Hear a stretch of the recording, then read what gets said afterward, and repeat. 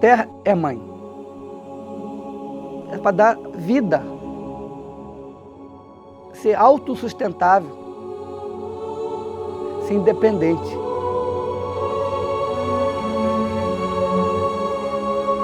Hoje, o nosso planeta, a nossa Terra, vem gerando isso de forma equilibrada, de forma responsável. É com esses princípios de conhecimento milenar que hoje estamos buscando dar outro modo de vida para as nossas juventudes. E hoje, muitos dos povos indígenas se sentem injustiçados no seu próprio território. Existem muitos povos indígenas que querem desenvolver atividades econômicas dentro dos seus territórios, porém não têm voz. Talvez não imaginaram que um indígena um dia ia desenvolver, ia estudar. E hoje, para você produzir na sua própria terra, você tem um monte de lei que atrapalha o indígena a trabalhar. Não podemos ficar também nessa vida rudimentares. Como que a gente vai parar tendo esse desenvolvimento ao nosso redor? A necessidade do índio brasileiro, tirando os índios isolados que vivem só da floresta, ele é como fosse a vida de qualquer brasileiro. Proibir 100% uma atividade econômica dentro da comunidade é como se fosse matar o índio. Antigamente, a guerra de indígena é flecha, espada, né? Então hoje, a defesa da comunidade indígena é preto no branco. Né?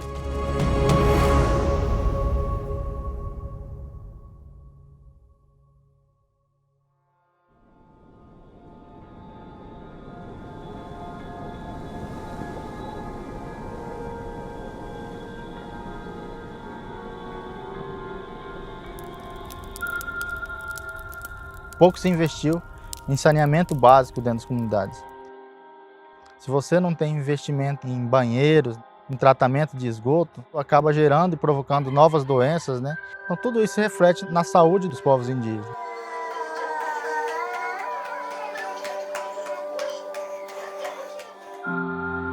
O trabalho não é feito para resolver o problema. Se faz um trabalho paliativo, mas os grandes investimentos em infraestrutura e saneamento, isso não é feito.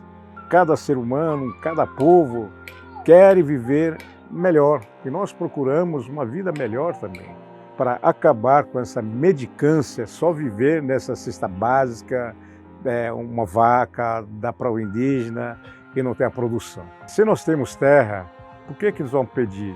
As políticas públicas brasileiras, o poder público brasileiro, eles veem o índio apenas como um agente de receber assistência.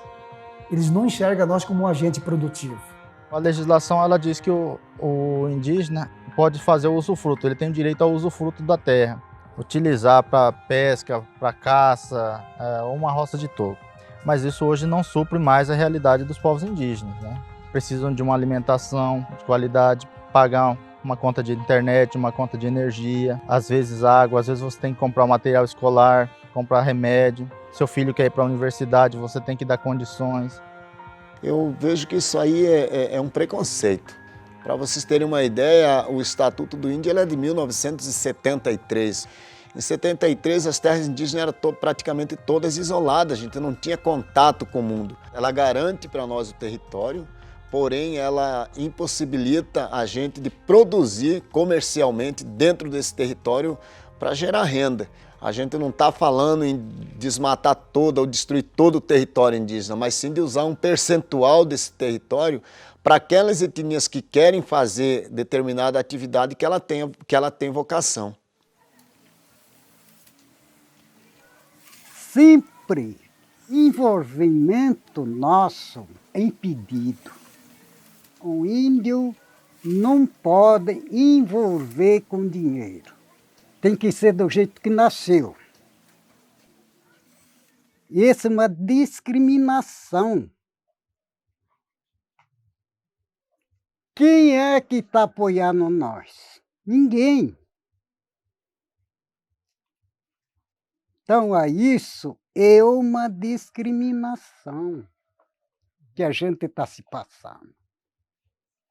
A gente se percebe-se que querem que fique obscuro dentro de um sistema. E quando você não consegue produzir, você sai para fora, você é discriminado. Quando você não produz, você é discriminado.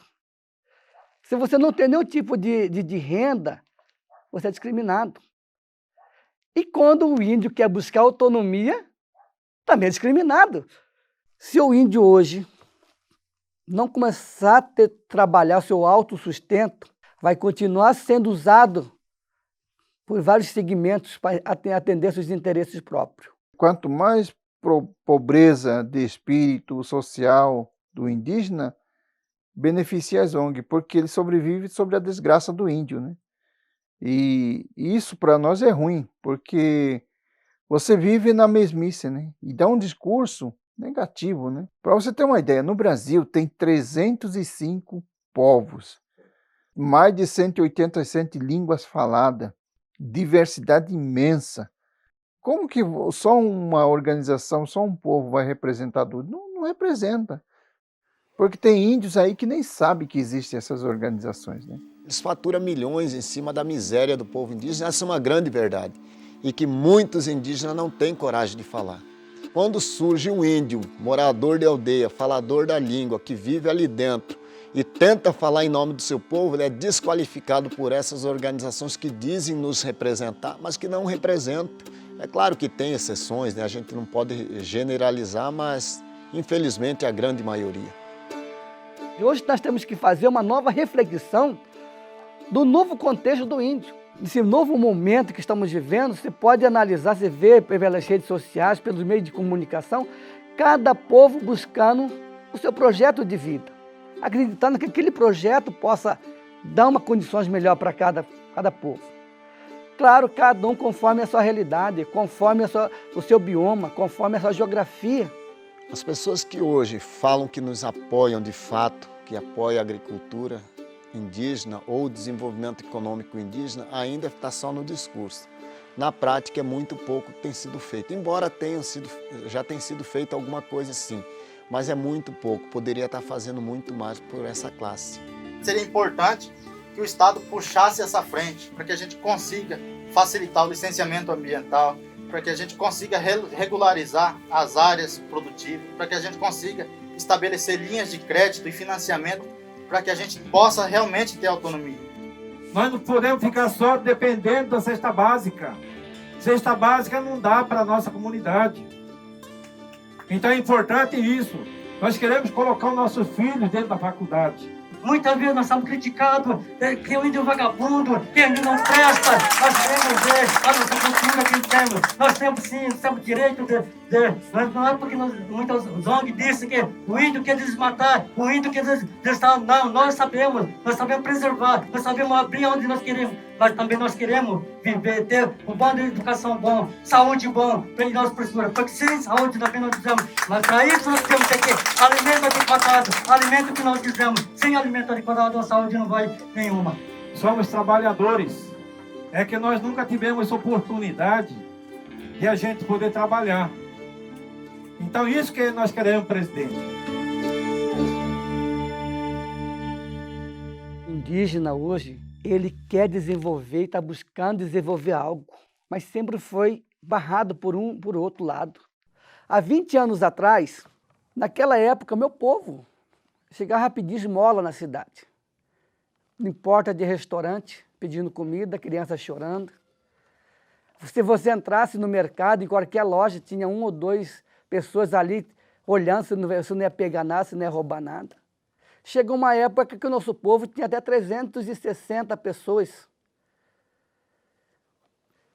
E isso o povo era de extinção. Por que tudo isso? Falta de condições de sobrevivência dentro do seu próprio território. A gente vivia aqui da extração da poaia lá no passado, depois da seringa, mas mais recente, e com o término da exploração da seringa, né, quando a borracha perdeu o valor, a gente tinha como alternativa ainda de contrair renda a venda de artesanato, filhote de animais, esse tipo de coisa.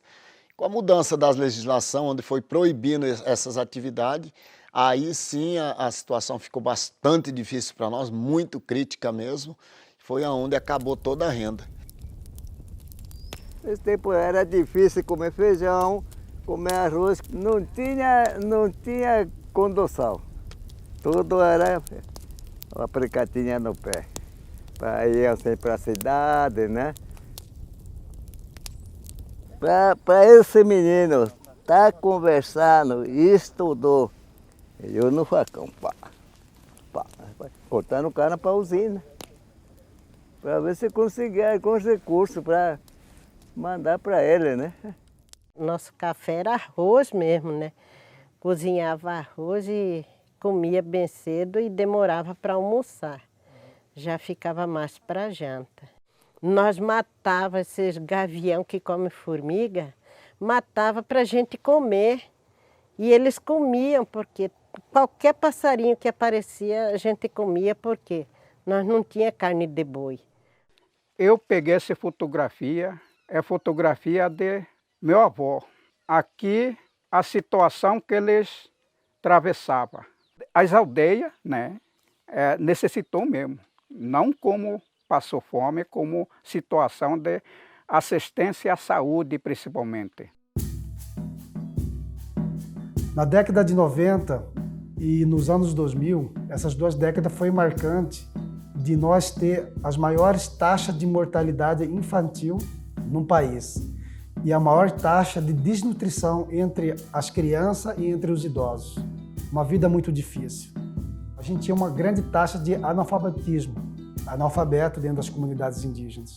E no momento que os homens começaram a trabalhar nas fazendas, se encontravam dentro das aldeias os velhos e as mulheres e as crianças. E eles ficavam 3 meses, 4 meses, 5 meses fora das suas famílias. Então o impacto ele foi bastante grande, né? Tanto no quesito de saúde, quesito educacional, quesito da vivência da estrutura física dentro da comunidade indígena. Quando a gente reuniu para achar uma alternativa do que fazer, surgiu outros vizinhos nossos também que tinham problemas parecidos, né? Exemplo deles é o povo Manoque e o povo Nambiquara, que vivia uma situação semelhante, e juntaram-se a nós para brigar por essa causa. E foi onde a gente teve a ideia de implantar a agricultura dentro da terra indígena, até porque era a agricultura que o povo aqui sabia fazer e procuravam fora do território.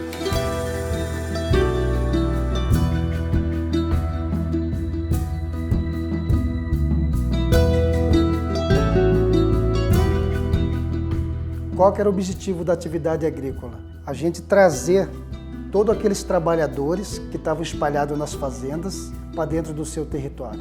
Gerar renda e trabalho para essas pessoas aqui dentro. E essa renda, a gente melhorar a nossa saúde e melhorar a educação e fortalecer a cultura. Isso é a nossa matriz até nos dias de hoje. E aí que começou a se fazer o questionamento, né, perante as autoridades públicas, por que não se pode parecer fazer atividade agrícola dentro do seu território para suas pessoas. Dessa forma que iniciou a iniciativa de se fazer agricultura dentro do território indígena. Por necessidade, ou por que não fazer uma coisa que é da gente mesmo. A terra indígena Pareci, ela tem em torno de 70% dela de terra agricultável, sem agredir a questão ambiental diretamente. Estou falando das questões de nascente ou de área de mata. É a maior área agricultável do Brasil, né? Considerada aí a nível nacional. O lato solo argiloso, né? Chão vermelho, são mais de 80% de argila, né? Propício ao cultivo, né, das culturas como a soja, né?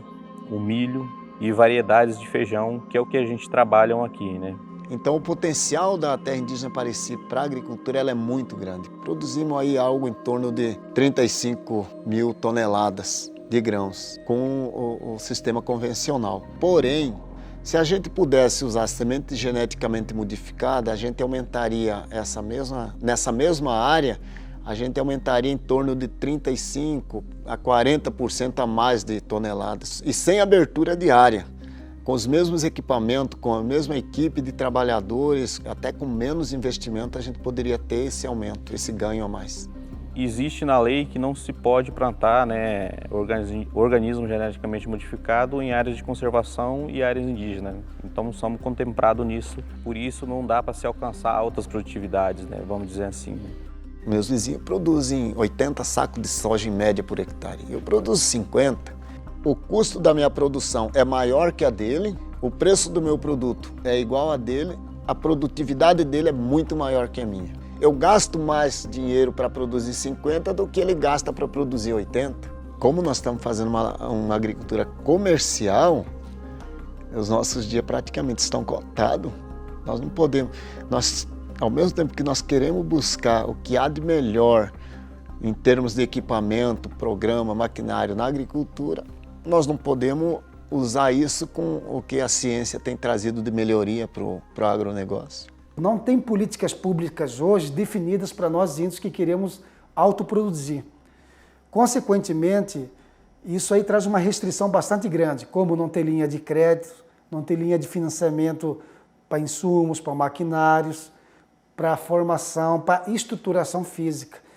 E essa dificuldade, eles barram diretamente na nossa evolução em termos de autonomia plena, de a gente conseguir desenvolver isso direto dentro dos nossos projetos. Nossa área hoje, que se soma a 1.118.000 hectares, a gente utiliza 19.000 hectares, que significa 1,8% do território. Então a gente utiliza essa quantidade de 1,8% para poder preservar 98,2%. Então você preserva praticamente quase 100% da área. Rios, cerrado, mata ciliar, a fauna, a flora, tudo isso é preservado.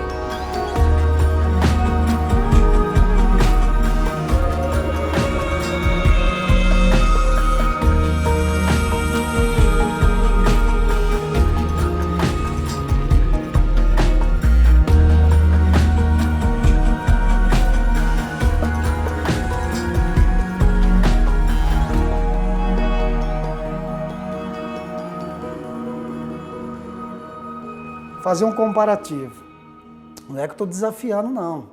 Se a gente vai aqui nessa área de cerrado no Mato Grosso, isso é legislação ambiental. O produtor, ele pode usar 80% da sua área para poder preservar 20%. O Pareci usa 1,8% da sua área para preservar 98,2%. E aí?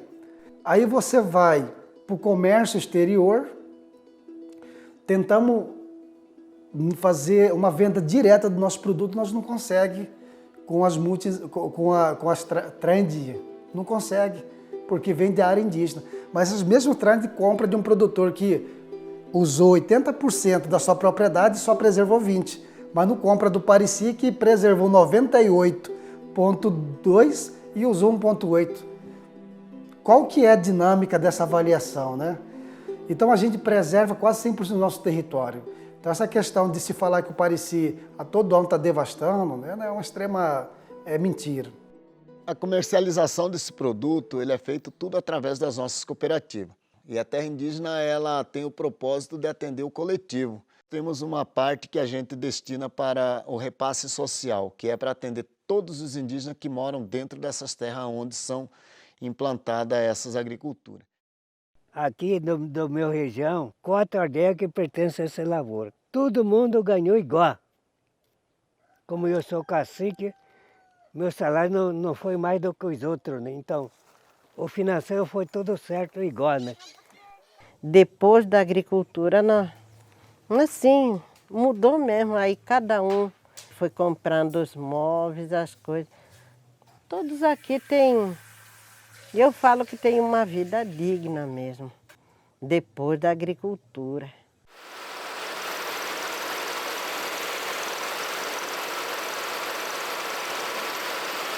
Antes de eu trabalhar aqui na fazenda, eu trabalhei na farmácia durante 5 anos, né? A dificuldade ali que a gente enfrentava era que, tipo assim, eu não tinha o acesso a várias coisas que nem eu tenho hoje. Tenho acesso a carro, casa, aí no mercado, por exemplo, fazer uma compra ali grande, né?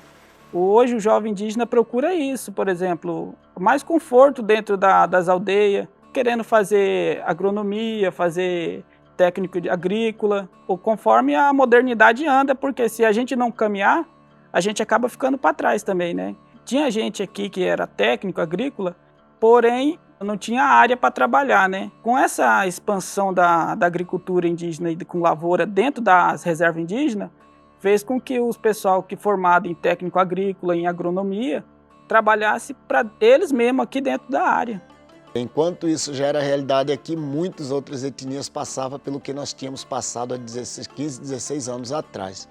Essas outras etnias, vendo o nosso progresso, eles vinham buscar muito a nós, como fizeram isso, como que a gente conseguiu fazer.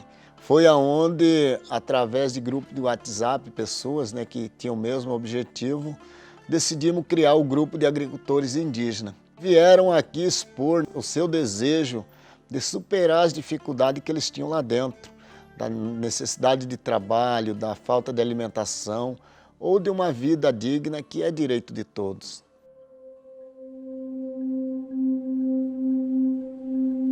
A minha maior tristeza quando eu estou andando na terra é quando eu vejo de um lado tem a riqueza e de outro lado pobreza, né? É uma injustiça isso, porque não pensaram no progresso do índio, né? O arroz é o começo de um novo momento, porque a partir do momento que começamos a lidar com arroz, nós vamos aprendendo, né? E o desenvolvimento comunitário vai começar por ali. Porque nós temos terra, temos jovens para trabalhar, temos capacidade. Se temos visão, por que nós vamos ficar aí mendigando?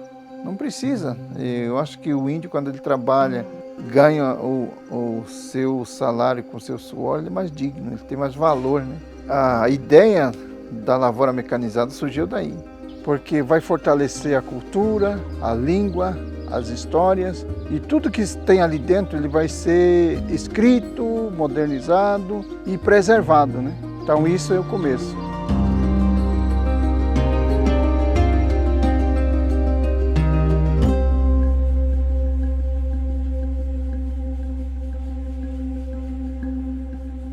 A gente não quer mais promessa de ninguém.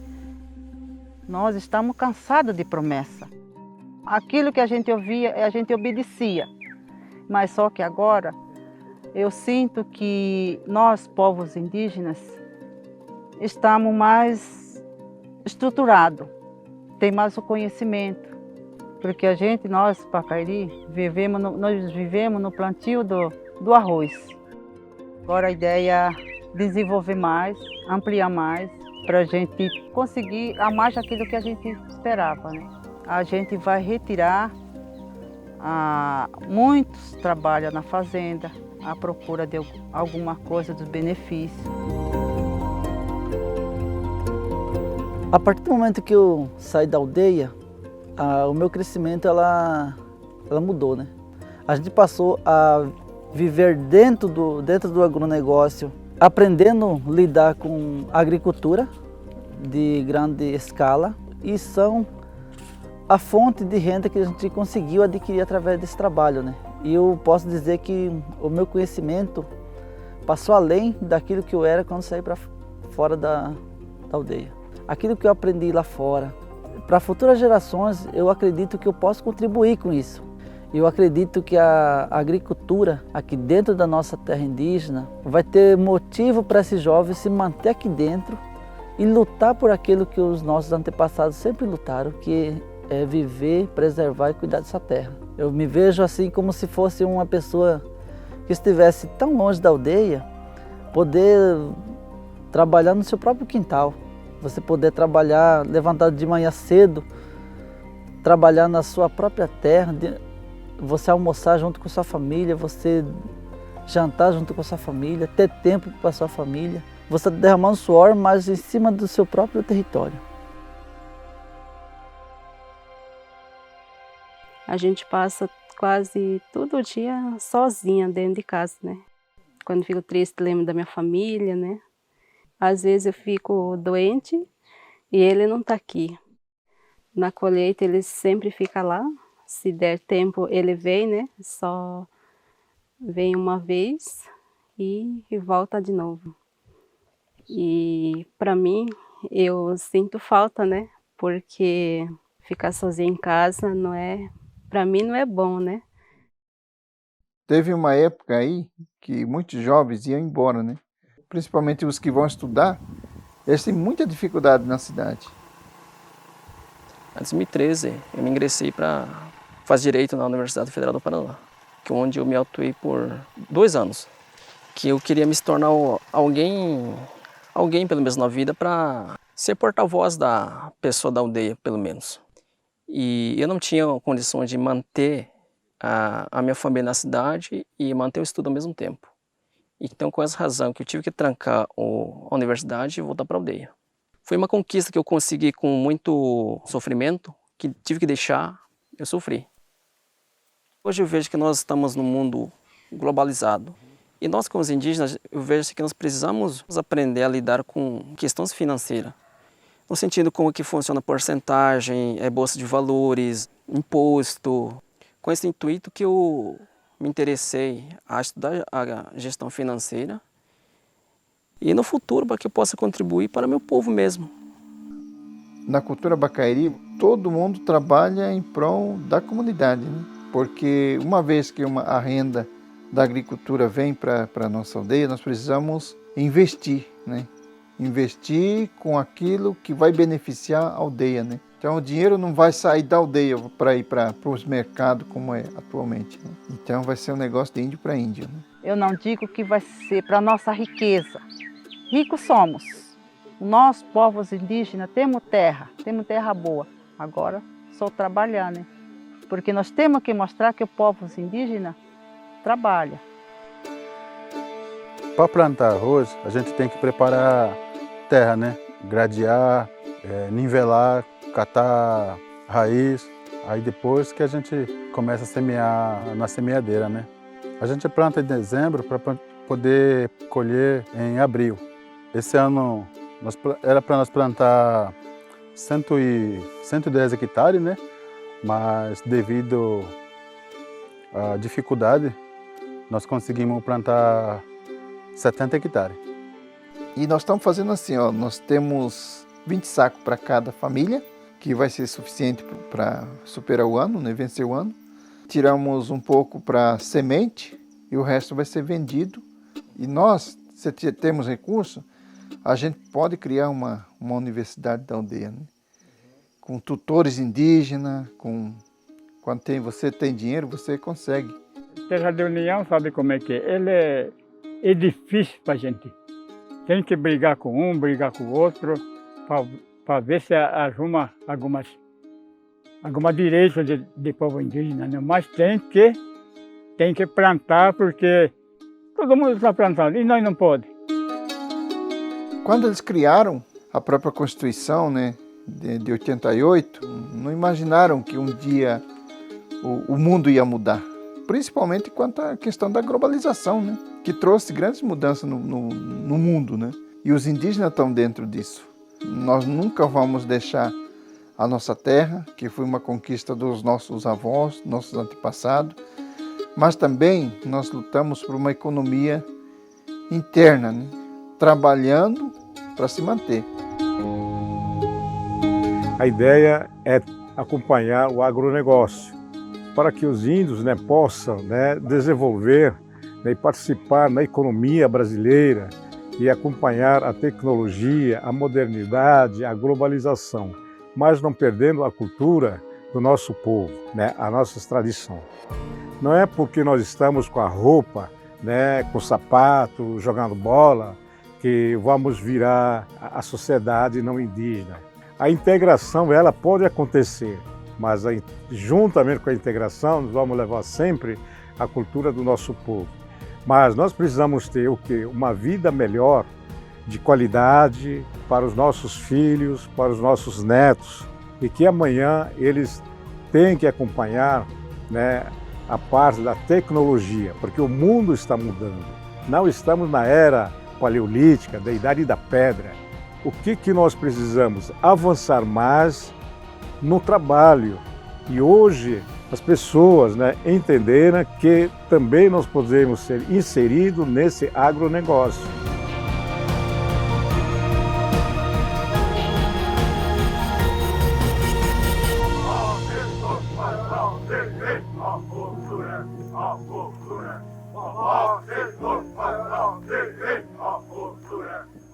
Eu, como indígena no Brasil, eu não quero o socialismo, comunismo.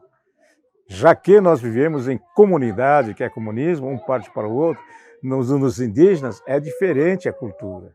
Mas agora, para doutrinar o Brasil inteiro em comunismo e socialismo, não serve para nós. Porque aqui é uma cultura misto. No Brasil é uma cultura misto. Então, socialismo não serve nem comunismo. E aí nós batizamos como agrochavante. Por que agrochavante? Porque vai ser plantado conforme as nossas ideias, conforme os nossos anseios da comunidade. E a gente vai envelhecendo, não fazendo nada hoje, pode ser que seja difícil mais para frente. Esse é o momento de a gente produzir. Esse é o momento de a gente desenvolver e dar dignidade para o nosso povo. Pretendemos chegar com essa lavoura até atender todas as aldeias, andar para frente, olhar para o desenvolvimento. Não precisamos de outra nação, precisamos agir dentro daqui e mostrar para o mundo que nós somos capazes de melhorar nossas condições de vida a nível nacional. Nós indígenas, muitas vezes, mendigamos e não olhamos o que temos de maior riqueza, que é a terra. Quando tem terra, aí nós vivemos uma liberdade, bom, em paz, alegria. Isso é nossa liberdade. Uma só sangue que Deus nos deu para nós. Uma só sangue que Deus deu para nós. Então vamos viver unidos, viver bem em liberdade. Uma organização não cresce sozinha. Os parecis, eles vieram aqui, nos mostraram como que funciona. Isso foi muito importante, porque lá eles já estão mais adiantados do que nós, que na verdade de todas as nações indígenas. Em comum, o que a gente vê é que a necessidade econômica é praticamente em todos os povos, né? Tem etnias até de fora do estado que entram em contato conosco, mas a gente são muito francos e sinceros com eles, né? De repente eles veem que há uma facilidade que ele não existe, há uma complexidade, né? Claro que a gente tem que respeitar o tempo de cada povo. Nem todos estão preparados para desenvolver uma atividade produtiva. Então é um processo, é um caminhar que tem que ser feito. E principalmente se o bioma é correspondente, porque os parecis hoje produzem agricultura, mas pode ter um povo que pode ser que a linha deles é a pecuária, outro é extrativismo, né? Outro é criação de produção de camarão. Então o Brasil inteiro tem a sua diversidade socioeconômica dentro da sua localidade. O modelo dos parecis, ele pode ser aplicado a algumas comunidades, mas não a todas, né? Depende muito da realidade de cada povo. Mas eles fizeram diferente. Como não há nenhuma legislação que possibilite o desenvolvimento das atividades e a necessidade deles de achar um caminho para que o seu povo voltasse do trabalho das fazendas, acabasse com a desnutrição, a fome que existia dentro do território, eles simplesmente tomaram a decisão de iniciar o processo, correndo todos os riscos, sem a permissão de ninguém, nem do governo federal, nem da iniciativa privada. Eles buscaram, sim, os parceiros para começar o processo. Quando o governo viu que não tinha como segurar, eles procuraram o povo parecis para regulamentar a atividade. Hoje eles estão nesse processo de regulamentação. O primeiro passo para uma atividade de exploração, né, da agricultura é o licenciamento ambiental. O órgão responsável, que é o IBAMA, falava que não tinha os parâmetros para poder regularizar uma atividade agrícola de média e grande escala dentro do território indígena. Isso foi uma dificuldade muito grande. Mas, consequentemente, fazendo os debates junto aos órgãos públicos, né, FUNAI, IBAMA, Ministério Público Federal, nós conseguimos, né, fazer o entendimento que o índio parecis, ou qualquer outro índio, tem esse direito, sim. No momento de agora, a gente estamos já com um termo de conduta mais robusto, né, que envolve o IBAMA, que é o órgão ambiental, e o Ministério Público Federal, que é o órgão responsável de falar o que é certo e o que é errado, né, dentro da legislação brasileira. O nosso credenciamento, a nossa autorização é esse TAC, Termo de Ajustamento de Conduta, que ele é um documento provisório, né? E uma das cláusulas desse TAC é concluir, dentro do prazo desse TAC, o licenciamento ambiental. Então tem grande possibilidade de, no ano 2021, eu falo ano porque nós começamos em 2003, a gente ter a conclusão desse licenciamento ambiental, através de uma regularização. A partir desse momento, a área produtiva vai estar 100% regular. E no decorrer desses 20 anos, buscamos vários parceiros, várias organizações para nos ajudar a ver a melhor forma, o melhor caminho que pudesse atender à legislação vigente. Acredito que a parceria ela seja o melhor caminho justamente porque ela tem essa possibilidade de, na celebração do contrato, você estabelecer as responsabilidades. A responsabilidade das comunidades indígenas em trabalhar, estar ali diretamente no dia a dia, o parceiro investir na capacitação, os indígenas também buscar outras fontes de capacitação, né, que existem atualmente, e a partir daí você vai desenvolvendo um trabalho conjunto. E ao final do processo do contrato de parceria, o indígena consegue tocar a atividade sem ninguém, não precisa estar renovando o contrato, a não ser que a comunidade não esteja ainda no nível de capacitação, de preparo para assumir sozinha. E já no arrendamento não, o arrendamento você simplesmente deixa a terra para um terceiro utilizar e o terceiro se beneficia dessa utilização e depois pode sair e não deixar nada para as comunidades indígenas. Outro ponto importante da parceria é que ela venha trazer o recurso que hoje falta para a gente começar a investir.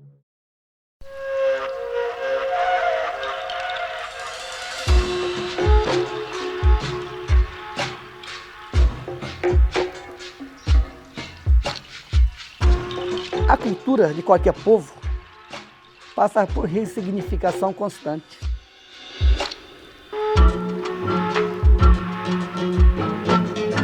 Para eu poder ter essa ressignificação constante, eu tenho que estar diariamente buscando fazer a superação. Superação que possa te mover a alcançar algo. O que nós hoje buscamos é fazer com que todos os nossos jovens tenham formação acadêmica, mestrado, doutorado, pós-doutorado, e trasladar em ambas as culturas sem perder a essência do que ele é. Estamos aqui para contribuir com a sociedade, estamos aqui para contribuir com o governo. Todos aqueles que são pessoas de boa índole podem contar com o nosso povo, com as nossas associações e nossas cooperativas. Estamos aqui para somar. Só o tempo vai dizer que nós estávamos certos ou errados, mas acreditando que vai acertar. Se tornar autoindependente.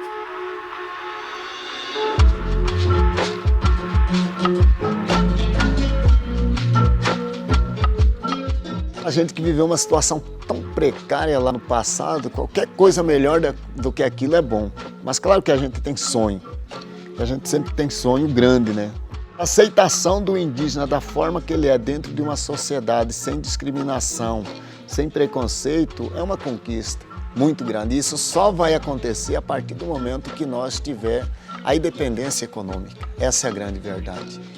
A partir do momento que nós tiver essa independência, o nosso filho ele pode ser índio, pode estar pintado, ele pode entrar num restaurante, ele pode cursar, querer ser um cientista, querer ser um médico. Ele vai ser respeitado, porque a história dele não vai ser de miserabilidade, vai ser de pessoas que teve sucesso ao longo da vida. Eu vejo muito assim que as pessoas respeitadas são aquelas pessoas de sucesso, não só no momento atual, mas no momento passado, que vieram superando. Então eu enxergo o povo indígena, principalmente essa classe que está aí buscando a sua autonomia econômica, é um povo que tem uma terra prometida muito boa lá na frente.